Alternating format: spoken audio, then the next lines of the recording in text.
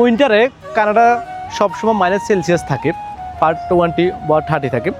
তো একদিন এক বস্ত্রহীন লোক কানাডা একটি বাড়ির সামনে গিয়ে দাঁড়ালো। তখন প্রচণ্ড শীতে কনকনে এক কানাডিয়ান দেখলো যে একটা বস্ত্রহীন লোক হেঁটে যাচ্ছিল।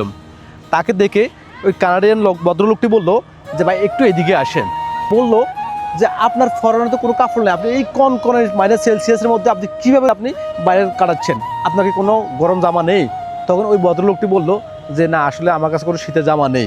বাসার মালিক চিন্তা করলো তাকে একটা গরম জামা গিফট করবে।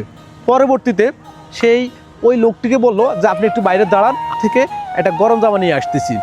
তারপর ভদ্রলোকটি ভিতরে ঢুকে তার জন্য একটা গরম জামা আনতে গিয়ে সামহাউ কোনো কারণে সে বিষয়টা ভুলে গেলেন, সে আর এখান থেকে আসলেন না।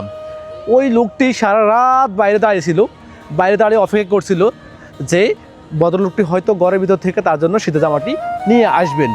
এখন রাত হয়ে গেল, ভোর হয়ে যাচ্ছে, এখন পর্যন্ত আসে নাই। হঠাৎ করে ঘরের ভিতর থাকা ভদ্রলোকটি মনে পড়লো যে আমি গতকালকে সন্ধ্যায় একটা লোককে আমি আশ্বাস দিয়েছিলাম যে একটু বাইরে দাঁড়ানোর জন্য তাকে আমি শীতের একটা জামা গিফট করব, কিন্তু সে ভুলে গেছিল। এখন সেই বাইরে হয়ে আসি দেখলো ওই লোকটি মারা গিয়েছেন। মারা যাওয়ার পর তার পাশে, মরণদেহের পাশে একটা সিকিউরিটি ছিল। সিকিউরিটিতে সে লিখে গেল যে আমি টানা 10টা বছর আমি বস্ত্রহীন ছিলাম, কখনো আমার কাছে ঠান্ডা লেগে নেই। যখন আপনি আমাকে বললেন যে আমাকে একটা গরম জামা আপনি গিফট করবেন, তখনই আমি একটু গরম ফিল করলাম। আমার অনুভব হলো যে না, তাহলে আমার কাছে মনে হয় ঠান্ডা লাগতেছে, আমি মনে হয় গরম জামাটা পরতে পারলে আমার একটু ভালো লাগবে। এই ফিলের জায়গা থেকে আমি সারা রাত আপনার জন্য ওয়েট করলাম, কিন্তু আপনি সারা রাত আসেন নাই। সর্বশেষ হয়তো আমার এই দেহ, এই রক্ত জমাট বেঁধে গেছে, আমার মনে হয় শেষ নিঃশ্বাস ত্যাগ করতে হবে। এইভাবে বলে একটা সে চিঠি রেখে গেল। তো মোরাল দ্য স্টোরি হলো, আমরা অনেকে আশ্বাস দিই, আসলে আশ্বাস দিতে গিয়ে আমরা অনেক সময় আশ্বাসটা রাখতে পারি না।